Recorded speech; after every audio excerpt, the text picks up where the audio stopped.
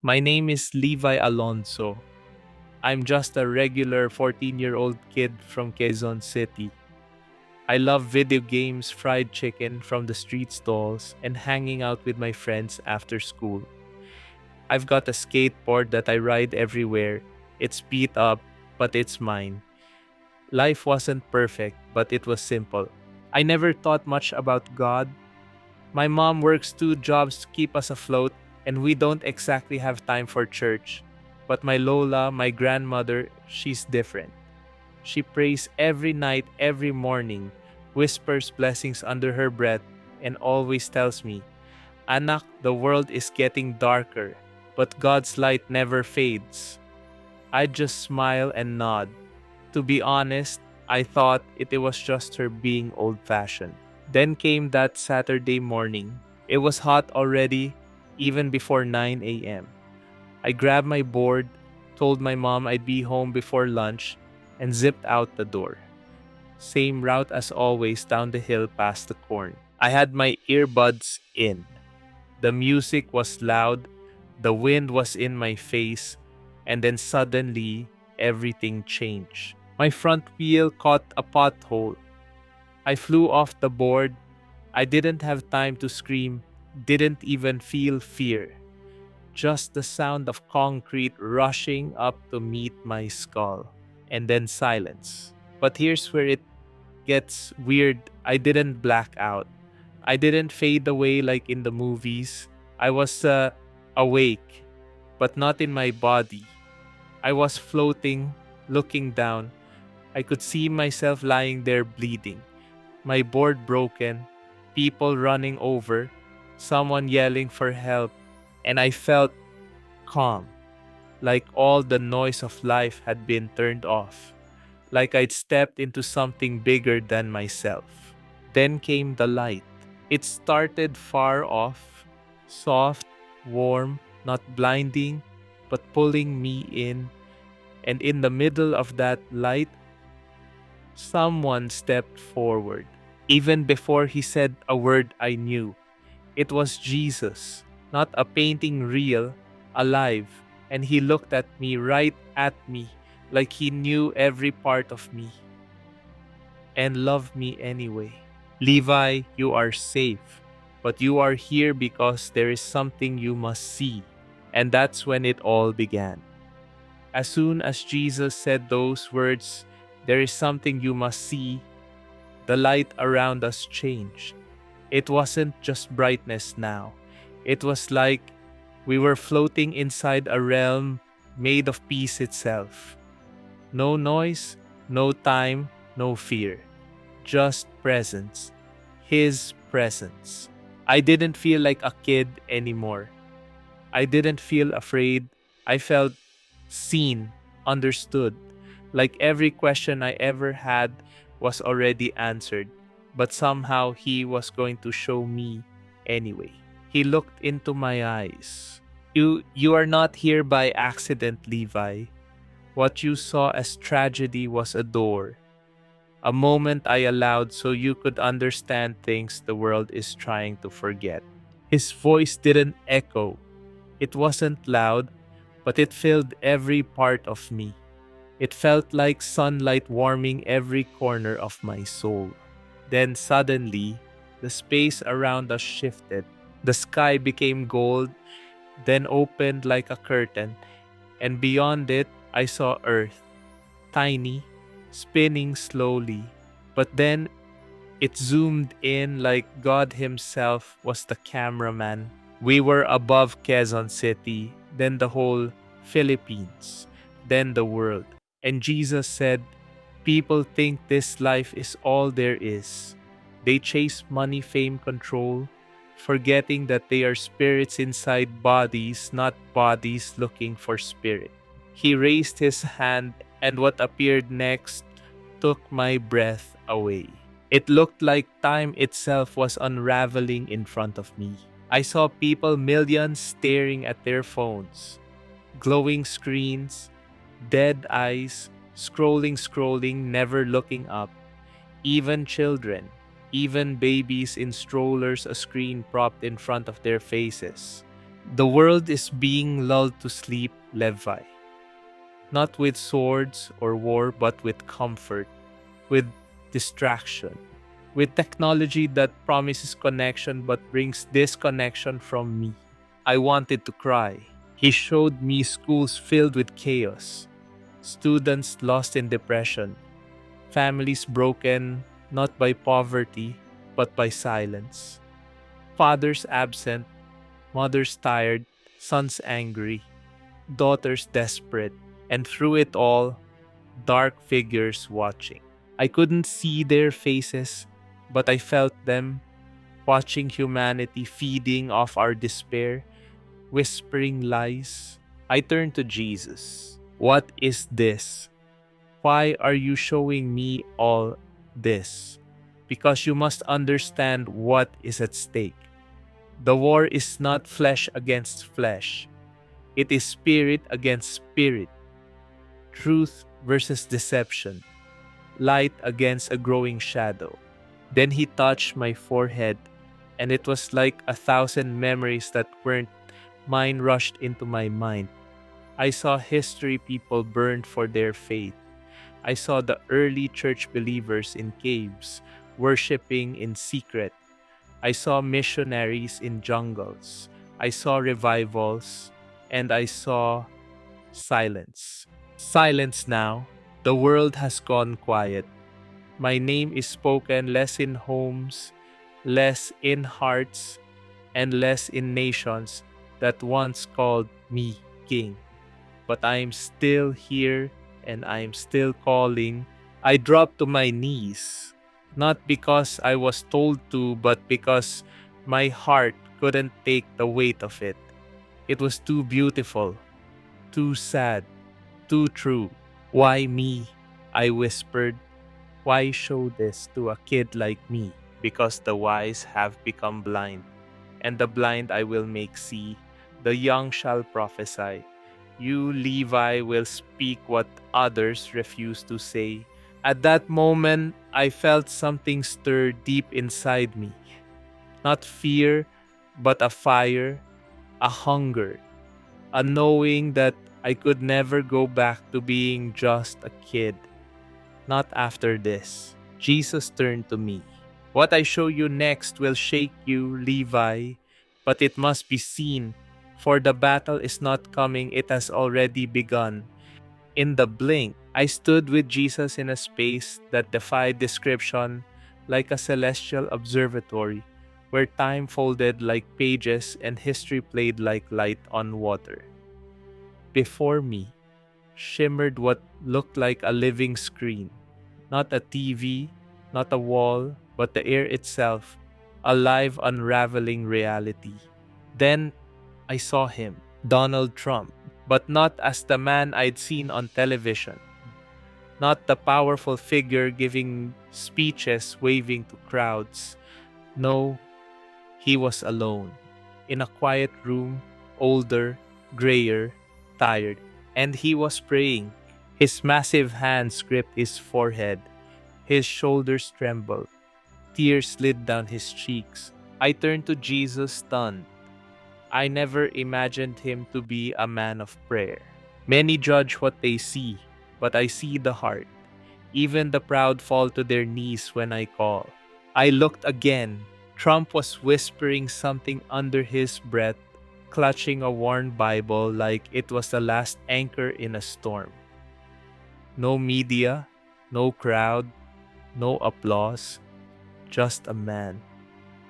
Stripped down to the soul, he was not chosen for perfection, but to reveal that no ruler stands apart from my will. Even kings bow when I command. Suddenly, the scene shifted. Now I saw the streets of America, chaos erupting like wildfire. Protesters shouted in fury, flags torn, cities burning. But on the other side of the plaza, a different group. They were praying. Hands lifted, heads bowed, voices rising in desperate harmony. Two Americas, same land, different hearts. There is a war behind the war. What you see is only the surface. The real battle is for the mind, the heart, and the soul of nations. I saw Trump again.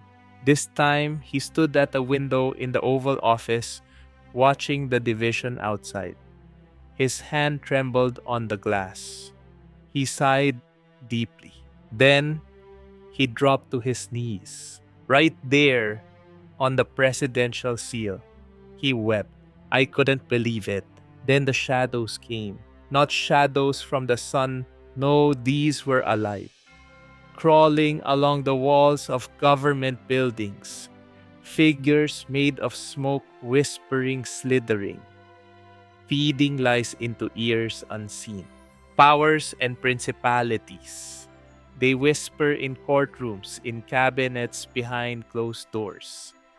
The rulers of this world are being moved, and they do not see the strings. I saw secret meetings, dark rooms, deals sealed with smiles but dead eyes. Presidents, prime ministers, kings, all pieces on a board, all unaware. I felt a chill run through my spirit. This was not politics. This was spiritual war. There is no neutral ground. Every leader will either bow to truth or serve the lie. Those who believe they rule alone rule nothing at all. Then a final scene. Trump standing before a giant wooden cross planted in the middle of the White House lawn. No cameras, no fanfare, just him and the cross. He placed his hand on it and looked up to heaven. He knew something greater was coming, greater than politics, greater than history. I turned to Jesus. Why are you showing me this? Because the fall of pride begins the rise of truth. What happens in America will echo across the earth. And you, Levi, must know this: I am not only the God of churches, I am the Lord of nations. The golden air around us began to ripple. Like a curtain being pulled aside, the vision shifted again. The White House, the crowds, even the cross, all faded into light and then darkness. But this wasn't empty, it was heavy, dense with tension.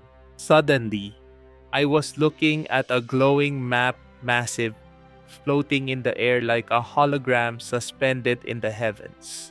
The Middle East was pulsing with energy.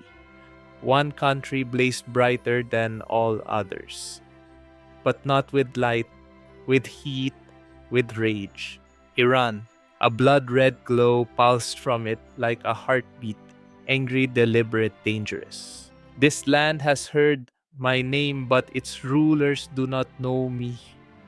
They plan in secret, but nothing is hidden from my eyes.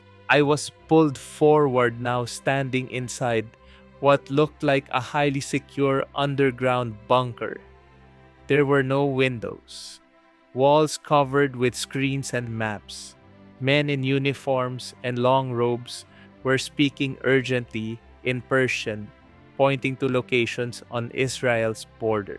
Even though I couldn't understand their words, I knew what they were saying. They were preparing for something massive, something final. It wasn't just politics, this was spiritual. This was war fueled by prophecy and deception. They believe they fight for righteousness, but they follow the voice of the destroyer. They worship a god of war, thinking he is me. A man slammed his fist on the table, shouting. Another pulled up satellite images, missiles, troop movements, nuclear sites. Then I saw it on the far wall, a glowing red word scrawled in Arabic. Victory. But it didn't feel victorious. It felt like death. They have been promised a savior who will rise in chaos, but the one they await is not sent from heaven. He is born from rebellion. His crown is built on lies. I gasped. I knew what he meant. These men believed that by igniting war, they would usher in their Messiah. But it wasn't a Messiah from above, it was an impostor, a deceiver. This war is not only against Israel, it is against my people, my promises, my word. Yet I will not be mocked, for even in destruction I bring deliverance. The room began to rumble. Suddenly, I saw explosions, massive blasts erupting across Israel's skies, cities in flames, soldiers running, families weeping. Missiles flew from unseen places, iron domes intercepting some failing others. I clutched my chest. The pain was real. Will they survive? I asked, barely able to speak. Many will perish, but not all death is defeat. For those who call upon my name, even the grave cannot silence their praise. I saw Jewish families kneeling in their homes, covering children with their bodies as sirens screamed outside. But in that same moment, I also saw light. Yes, light. Coming from homes, synagogues, and underground rooms where people were praying not out of tradition, but out of desperation. And heaven heard them. They will see signs in the sky. They will remember ancient words. The veil will tear and their eyes will open. The dry bones shall live again. Suddenly, I saw a man in Israel, dressed in modern clothes, yet with the aura of a prophet. He was preaching in the streets, shouting, Yeshua is the Messiah. Crowds jeered. Some listened, some cried. I realized then revival was coming, even amid war, even through fire. The map returned. But now, it wasn't just Iran that was glowing. Other countries lit up. Turkey, Lebanon, Russia, China, all pulsing in time with Iran like chess pieces aligning for a greater move. And in the middle, Jerusalem. It blazed with white light, untouchable, marked. The nations gather against my city, but they do not understand they are fulfilling what has already been written. Their rage is fuel for my return. The entire earth seemed to shake. I saw United Nations meetings, world leaders screaming, peace treaties breaking before the ink dried. But above them all in the skies, angels were preparing drawing swords, sounding trumpets, eyes like fire. A heavenly army, ready. Why show me this? I asked again, trembling. Because the battle is not only for land, it is for truth. You, Levi, must tell them the war is not coming. It has already begun. My heart pounded. I wasn't just watching history. I was watching prophecy, unfolding like a scroll. And I couldn't unsee it. The map dissolved. The darkness lifted. And I was standing again in that realm of divine clarity with Jesus beside me. The next vision was about to begin. But this one would be even more terrifying. The next vision came like a lightning strike through crystal. Everything went silent. No more maps, no more war rooms, no more fire. Just an endless white void, calm but unnerving. Then I heard a hum, faint, mechanical, like electricity building deep within the soul of something alive but not human. Out of the stillness, a scene emerged. A towering structure, metallic, sleek, futuristic. A rocket, but unlike anything I'd seen on Earth. It was monstrous in size, its body glinting under a sky that looked off, dim, artificial, like the sun had been replaced by a synthetic imposter. Standing before it was a man I recognized instantly, Elon Musk. But he didn't look like the confident tech genius from TV interviews or podcasts. His face was pale, strained, His eyes darted like someone who had seen too much and still wanted more. He was talking to someone, but I couldn't see who. I looked closer. The person he was speaking with wore military clothing. Symbols I couldn't identify, definitely not American. Cold, calculating energy radiated from the shadowed figure. Elon was holding something in his hands. A small chip, shiny, delicate, deadly, a brain implant. But this wasn't the Neuralink the public had been told about. This one looked alive. Its circuits moved like veins. A pulse ran through it. My stomach turned. He believes this is the key, a door to immortality, a way to outwit death. But the wages of sin are not escaped by code. I watched as Elon spoke passionately, his hands trembling with excitement or fear. Screens lit up behind him, diagrams, test subjects, human brains linked to machines, children being monitored in hospitals, soldiers wired with emotion control systems. He does not seek to destroy mankind. He believes he is saving it.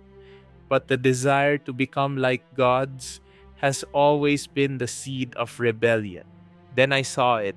Millions of people watching a live stream. Elon was announcing the release of this next step. He spoke of ending disease, of unlocking telepathy, of uploading memories, dreams, identity. No more death, he promised. No more fear. People applauded, some wept. They wanted to believe. They were desperate to believe. And that's what scared me most. The world will not fall by force, but by seduction. They will embrace their chains if they're told it will save them. I was pulled into another room, a laboratory colder than before. Inside were human test subjects, their heads bandaged, their eyes blank, empty. Some trembled, some smiled too wide, some whispered to themselves in unison. It was no longer science, it was sorcery. This is not simply technology, it is a counterfeit resurrection, a digital soul, a false light. I saw people connecting to a global system, a network where thoughts were shared, emotions regulated, even beliefs controlled. It looked beautiful, efficient, utopian, but underneath was rot.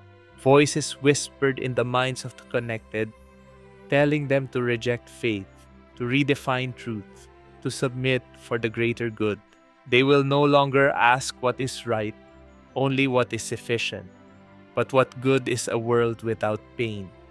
If it loses its soul, Elon stood at the center of it all, his eyes now glowing with pride and uncertainty. He didn't know what he had unleashed, or maybe he did, and still believed it was worth it. Suddenly, I saw advertisements flashing across virtual billboards. Uplift your mind. One consciousness, one humanity, leave death behind. People lined up for implants like they were lining up for salvation. They will say, "See, we have conquered death," but they will not see the death that conquers them. Then I saw something horrifying. A man resisting the system. An elderly pastor refused the implant. He was arrested, labeled a religious extremist, dragged into a re-education center, told that his faith was a mental virus. Children watched as their parents were punished for believing in Jesus. Churches were repurposed into mind hubs. Crosses torn down, replaced with the symbol of infinite connection, an artificial serpent eating its tail. I turned to Jesus broken inside. Is this the future? It is the path they choose when they forget me. But even now, mercy calls out. I saw a young woman, quiet, unnoticed, kneeling in her bedroom. Her chip malfunctioned. She cried out in pain. And in that pain, she remembered a name, Yeshua. The moment she whispered it, the chip spark died. She was free. Even in the darkest deception, one whisper of my name will tear through every prison. I wept. I saw the battlefield clearly now. It wasn't between nations. It was between truth and illusion, faith and convenience, surrender and synthetic salvation. And Jesus, he wasn't just a figure in white robes. He was a warrior, a shepherd, a king, leading his people not into safety, but into truth. You must tell them, Levi, not all light is holy, not all progress is good, and not all salvation is from me. The vision faded, but its weight remained. I wasn't ready for what that came next, because the final part of the message wasn't about nations or machines. It was about me. As the final vision faded, I stood once more in that golden realm, weightless yet burdened. Silent winds brushed through what felt like eternity, and Jesus turned to face me fully. His eyes weren't just glowing now, they blazed, but not with wrath, with something far more overwhelming. Purpose. I was still trembling from what I'd seen. The wars, the deception, the fake salvation. I didn't know how to process it all. How could the 14-year-old boy from Caloocan do anything about that? Why me? I finally asked, my voice almost cracking. I'm just Levi. I don't even go to church every Sunday. I scroll on TikTok more than I read the Bible. I'm not holy. Jesus smiled gently, stepping closer. You were chosen not for your perfection, Levi, but for your heart. You saw truth, and you did not run. You wept for those who cannot see. That is rare in this world. He placed his hand on my chest. It burned, but not with pain. It was like every lie I'd believed. Every fear, insecurity, shame was being purged by light. The enemy has targeted your generation with distraction, addiction, and apathy. But I am calling the unexpected, the overlooked, the ones who feel too young, too broken, too unworthy. His voice grew stronger, like a wave crashing over me. The time is short. The veil is thinning. I need voices who have seen through the fog. You, Levi Alonzo, will be my witness to a generation drowning in noise. You will tell them what you've seen. You will warn them of what is coming. And you will remind them of who I am. I dropped to my knees, not out of fear, but awe. I felt like every part of me was coming alive for the first time. My lungs breathed eternity. My soul echoed heaven's heartbeat. I don't know if I can, I whispered. What if they don't believe me? What if I'm not strong enough? Jesus knelt beside me, his hand still on my shoulder. Then I will be your strength. I do not need a perfect messenger, only a willing one. I felt something settle inside me, a fire that didn't consume but commissioned. Then one by one, I began to see faces. Not visions, real people. Teenagers crying in the dark of their bedrooms. Boys stuck in gaming addiction. Girls chasing filters. Followers' false love. Young minds numbed by endless scrolling, lost in digital illusions. And I heard a sound, a scream. No millions of screams. Not loud but silent, buried beneath screen sarcasm and apathy. Do you hear them? Levi, they are not shouting with mouths but with souls. They are begging for truth even if they don't know it. I couldn't stop the tears anymore. These weren't just strangers. They were my classmates, my friends, even me before this moment. Then I saw something else. A phone screen, a video being uploaded. My video. It wasn't edited, it wasn't perfect, but it was true. People were watching. Some mocked, some ignored, but many wept. I saw comment after comment. I had a dream like this too. I've never believed in God, but this hit me. I think I needed to hear this today. Lives began to shift, not in masses, but in ones. And Jesus smiled. You do not have to wake the world in a day. You only need to wake the one in front of you. And then another, and then another. Suddenly, I was no longer in the golden realm. I was hovering again above my own body, lying in the hospital bed. Machines beeped. My mom was slumped over the chair, clutching my hand. A nurse was checking vitals. She looked exhausted, human, real. I turned back to Jesus. Will I remember all of this? Your spirit will remember, and I will remind you. Every time you speak truth, I will speak through you. I looked around once more, at heaven, at him, at peace itself. I don't want to leave, I admitted. He leaned in close, his forehead touching mine. I know, but this is not your end, Levi. It is your beginning. Go, tell them, I am coming soon. And just like that, everything vanished. I gasped.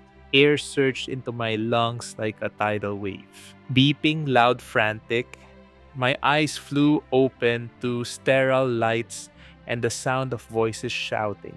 He's awake. Doctor, get in here now. His pulse, look at his pulse. I blinked hard, trying to focus. My head throbbed like I'd been hit by a train, but I was alive. And more than that, I remembered every vision, every word Jesus spoke, every face I saw crying out in the dark. Levi, a voice sobbed beside me. I turned and saw my mom. Her face was soaked in tears, her hands trembling as they clutched mine. You were gone for almost 20 minutes. They said your brain. I squeezed her hand. Mom, I saw him. She froze. Who? Jesus. Her eyes widened. She wasn't sure whether to believe me or break down again, and then standing behind her was my Lola, my grandmother. She didn't say anything, just looked at me, into me. You saw him, didn't you? She whispered. I nodded, tears spilling freely. Everything after that moved fast. Doctors ran in, lights in my eyes, questions, charts, confusion. The neurologist couldn't understand it. 17 minutes of clinical death, he said. No oxygen. This doesn't happen. This is impossible. But I knew exactly what happened. I'd been sent back. Over the next few days in the hospital, I told my Lola everything. My mom sat in the corner listening, silent. When I finished, my grandmother looked at me with such fierce intensity. The prophecy, she whispered, everything in Revelation, it's starting. She didn't doubt me. She had been praying for this for me for years. At first, I tried to keep it all quiet. I was still just a kid, right? Who would believe me? But something inside me wouldn't stay silent. Every time I turned on the news, it echoed what Jesus showed me. Another headline about rising tension between Israel and Iran. A new speech from Elon Musk about brain-computer interfaces. A clip of Trump visiting a church. It was all happening. One night, I couldn't sleep. I pulled out my phone and started recording. I just spoke, no script, no filters. I told my story, the skateboarding accident, the visions, the warnings, Jesus' call. I didn't even mean to upload it, but I did. The next morning, it had 200 views, then 2,000, then 20,000. By the third day, my inbox was flooded. Some messages mocked me. Others begged me to explain more. But some broke me. My brother killed himself last month. Your video gave me hope. I had a dream of Jesus showing me the same war you described. I was about to give up on life, but I watched you. And then I knew this was it. This was the mission Jesus gave me. Not to be famous, not to start a religion, but to wake people up one soul at a time. Even at school, things shifted. I expected bullying, and yay, some kids joked, but a few started asking questions. Is this real, bro? You think the end times are really happening? What if I don't believe? I didn't preach. I just told them what I saw. One night, I came home and found my mom sitting at the kitchen table with my Lola holding a Bible. Teach me, she said softly. I want to know the Jesus that brought my son back. That moment meant more to me than anything. Not views, not comments, salvation. But not everything was peaceful. As the video gained traction, critics came out. You're just a kid who hit your head. This is dangerous religious delusion. Stop pushing fear. I almost gave up. But then I remembered Jesus' words. Even if they mock you, I will speak through you. Even if they reject you, I will stand beside you. So I kept going. I started another video. This time I looked directly into the lens and said, to anyone watching this, I'm not asking you to believe me. I'm asking you to ask him. Get quiet. Close your eyes. Say his name. Jesus. He'll answer. Not with lightning, not with thunder, but with truth. The messages kept coming. A teen in Cebu saying she threw away her crystals. A boy in Makati saying he deleted all his violent games and started reading the Bible. Even a girl from Singapore saying she saw Jesus in a dream and cried for hours. The harvest had begun. I wasn't anyone special, but he is. I know this might sound like just another wild story on the internet. A kid hits his head, sees visions, talks about Trump, Iran, Elon Musk, and Jesus. But listen to me closely. This isn't a conspiracy. This isn't religion trying to scare you. This is a faith story meant to wake up a generation that's fallen asleep. Because right now, we're all staring at our screens, addicted to distractions, chasing success, followers, technology, but ignoring the voice of God. And yet, in the middle of all the noise, Jesus is still whispering, come to me. I'm real. I'm the truth you've been looking for. I'm the peace your heart aches for. Everything I saw Trump, Iran, Elon Musk, it wasn't about politics or power. It was about our souls. The real war isn't between nations. It's between light and darkness, truth and deception, love and control. And that's why I was sent back.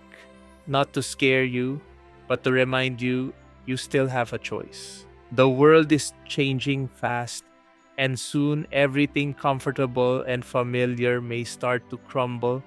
But when that happens, don't panic. Remember what I told you. Technology will promise salvation. Leaders will promise peace. But only Jesus offers eternal life. And when you call on Him, He will answer. So now I ask you, not just as a storyteller, but as someone who's seen the other side. Don't scroll past this. Don't forget this moment. Don't wait for the chaos to get worse. Instead, choose truth. Choose light.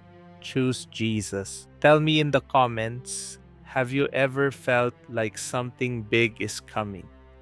Have you had a dream, a vision, a strange stirring in your spirit? Let's talk about it. Drop a comment. Share your story, like this video, if it stirred something inside you. And subscribe to Pinoy Faith Stories for more powerful testimonies that remind us God is still speaking. He's not done with you, and He's calling you right now. If you're still here, That's not an accident. This story found you for a reason. So the question isn't what happens next. The question is, what will you do with what you just heard? Thank you for watching. God bless you. And remember, He's coming soon.